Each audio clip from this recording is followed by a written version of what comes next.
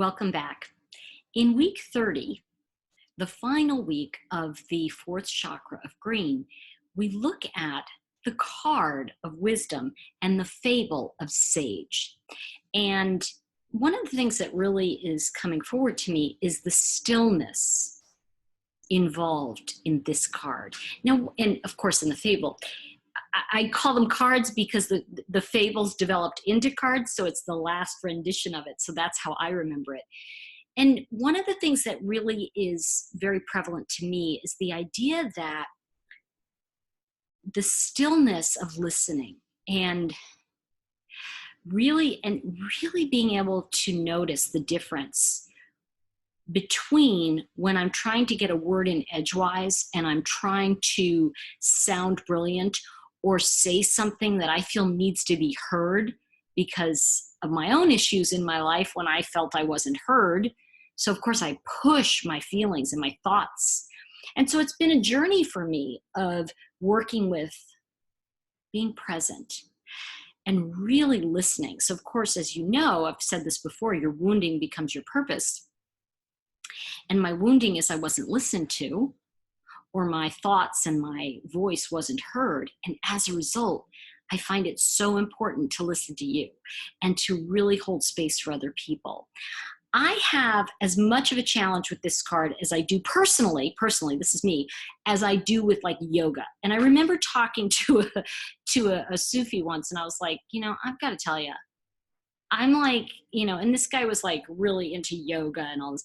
And I said, and he was extremely wise. And I said, I just really get, every time I do yoga, I get hurt. And someone always says to me, oh, you're just doing the wrong yoga, or you got to do this, you got to do that. And he was so wise. He looked at me and he said, you probably did a lot of it in the last life and you're done.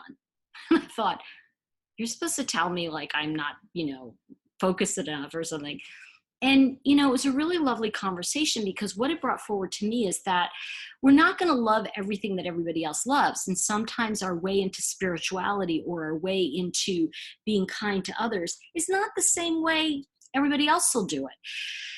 So I want to say to you that, and by the way, that is not a diss on yoga. I have a lot of respect for the practice and for people who do it, and certainly for my friends who teach it. And I do feel it's very, very beneficial. I just do other things. I found that for me, walking and being in nature is one particular thing. So then there are other things. But the point is that when I looked at this particular fable, I think that what comes forward to me is the idea of really looking at when I'm present and listening, and when I'm not listening and I'm just trying to get my own point across, has been an ongoing challenge for me.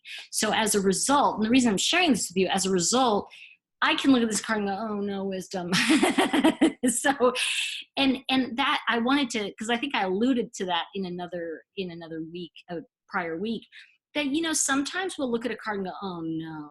And this is one of my oh no's because it's such it's like a direct hit on my heart. Like, yes, it is what I'm constantly working with. And then when you work, when you talk to people who have studied with me and have had positive experiences, they go, wow, she really has this way of listening and cutting in there. Well, that is the good side of a challenging trait, if you will. So, every trait we have, no matter what, it always has a positive side to it. And sometimes we haven't learned how to bring that trait forward into being something that's really supportive to ourselves and others. And if I had to say, is there a particular fable or card that relates to that? I would say it's this particular fable, because it really is the seeker is asking, the little sagebrush is asking his grandfather, what is the ultimate goal of being a sage, And he shares it. And it's kind of a tongue-in-cheek, as a lot of these fables are. Here I go again. Oh, and, it's kind of a tongue-in-cheek rendition or a little fable of what can be a very important and serious conversation around listening and about being present. And so I'm going to actually do it a little bit different. I'm going to actually share with you the intention for the week first, and then share a little bit about what's on page 1, which is set your intention for the week. Being authentically in the moment gives true wisdom. This week, set an intention to be the observer when you are present and when you are not. And I think that for me, and I think this may be true for a lot of us, that what happens sometimes is that I'm trying to listen to so much that I don't listen to what's right in front of me. I may have the TV on while I'm doing something else, and all of these things going are a way of keeping my brain occupied while I focus on something. However, when I'm teaching, or when I'm doing what I'm here to do, and I'm with other people and I'm really listening, I'm able to give feedback and give a positive kind of uplifting message about a particular card or about a particular thing that I'm picking up, like when I'm in a group setting, that can be so pinpointed to that person. And that has to do with my wounding of not being listened to, that I can hear them and what they're really trying to say. Because if you grow up in a challenging family, and I grew up with alcoholism in my family, and when you grow up with a family that makes it unsafe to speak your truth, then you always say something other than what you really mean. Because that way, if that gets criticized, like if I say, oh, I really love daffodils, and what? They're hideous, they're yellow, they're this, then I'm really not risking anything, because I can pretty much guarantee in my family, I would then get Gerber daisies or Gerbera daisies, which I actually loved. But that's the thing, is that you learn to work around there are workarounds, and not really speak from the place of who you really are, because we're trained to not really reveal who we are for fear of being criticized for it, and more importantly, not getting what we really want. And if you remembered, I talked about that last week, or the week before. The two great fears are losing what you have or not getting what you want.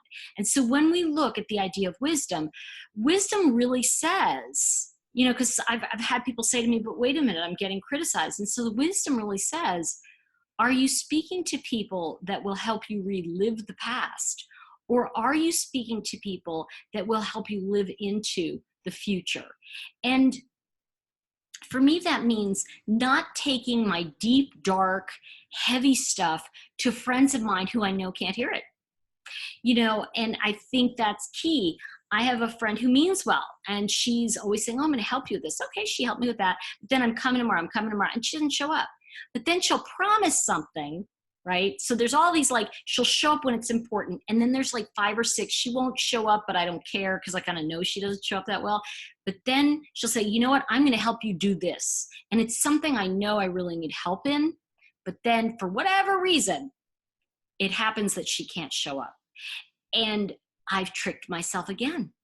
I've kind of gone back to, but wait a minute, she said you see, the issue is that some people will show up once or twice when you need them, and then later they won't. What does that mean? Well, it means that in this particular case, we learn to discern between when I know that I'm really asking for what I want, and asking someone who I know will come through, versus asking for what I want and asking that of someone who I know is going to be inconsistent. So I can keep validating that that's my reality. I hope you followed that. But what I'd like to do is in this particular case too, is look at the difference. And the week's focus is wisdom is the difference between a calculated risk and stupidity. And I just really like that, even though it's kind of harsh. I think that it really is the difference between knowing when I can really kind of say, okay, I'm going to risk seeing if she's going to show up at my book signing, right? And she means well. And knowing that I still have to get, even though she promised that, oh, I'll take you home, I still have to know, because I talked to the people from my publisher, and I still have to get them to get a cab for me, because I know she's not going to show up, and she didn't. So, and it's not a bad thing. She apologized, and it's fine, because I knew. But the stupidity comes in of like, yeah, I really need help with this thing. And then all of a sudden it's like something came up, she can't come. So that's where it's not smart on my part. And really understanding the wisdom of when we own our reality versus when we're really not owning it, when we're kind of saying, well, look, they didn't show up for me because I just want to, I want to validate my idea that people don't show up for me. And you know what I want to say to you is that mastery means that we're aware of it. It doesn't mean that we won't do it. It doesn't mean that we won't fall into a pattern. It just means we get out rather quickly and often choose other things down the road. But you know, sometimes it's worth it. We all have to pick what we feel is going to be the best choice for us. And so when we look at the idea of the first impression of this fable says, simply listen today.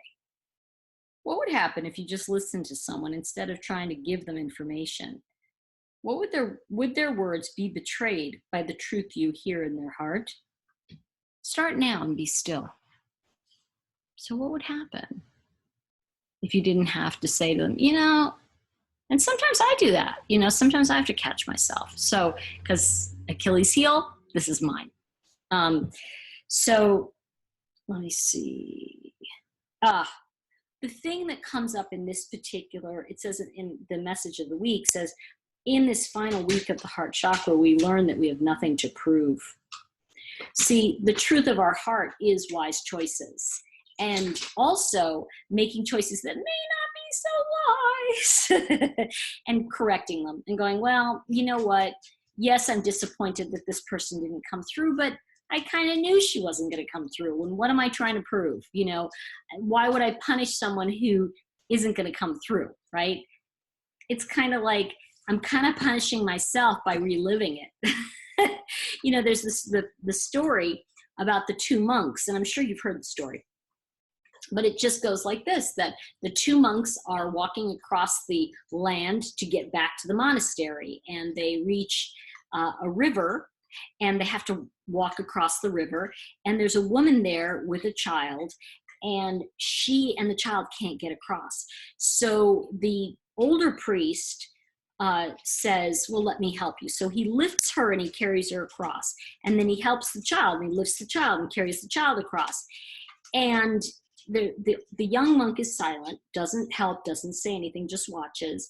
And then they get to the other side, the woman and the child thank him and the older monk, and the two of them keep walking, and they walk forever. Like they walk another 4 miles, right? Not forever, 4 more miles.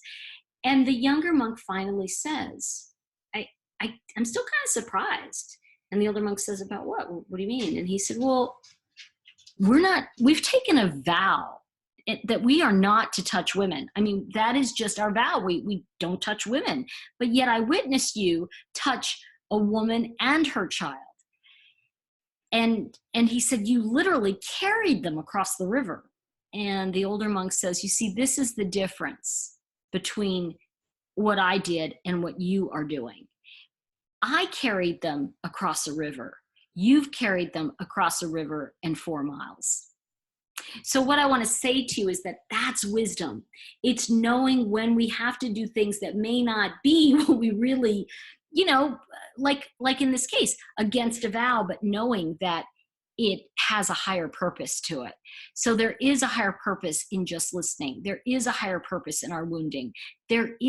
Those things are built in. It really comes down to the meaning we make of it. So if we look at that younger priest and he made all this meaning of what the older monk did, younger monk, we really get to see that that's what we do in a bigger, my older dog, we do that in a bigger way every day. So I want to say that to you again, taking a look about the idea of being in inquiry, inquiring, being in that state of it. And remember that your intention for the week is really going to set the tone of what the lessons and what the ideas of this card will bring forward to you, and they'll give you an opportunity to work with the tools. Please remember that the group exercise and the solo exercise, I always encourage you to read, because it may be something you can really learn from, but also bring to a group and do as an exercise. If you've got a group that you're working with in a spiritual manner, you can use one of these exercises and introduce people to a concept that has really helped you. So that said, this concludes the heart chakra. This brings us to the seventh aspect in the heart chakra, which is about universal consciousness. And when I talk about universal consciousness, it's doing the right thing, knowing in our heart that we are holding a space that's bigger for others than perhaps they can hold for themselves, or even that we held for ourselves at a certain point. So I will see you in week 31 when we begin the blue fables. And I hope you have a very blessed week. And I look forward to hearing from you. And I'd like to hear how the ideas of this week really have hit you and what your takeaway is from it and what you see as being an important lesson in your own life. Thanks for being with me, and I'll see you then. Bye, everyone.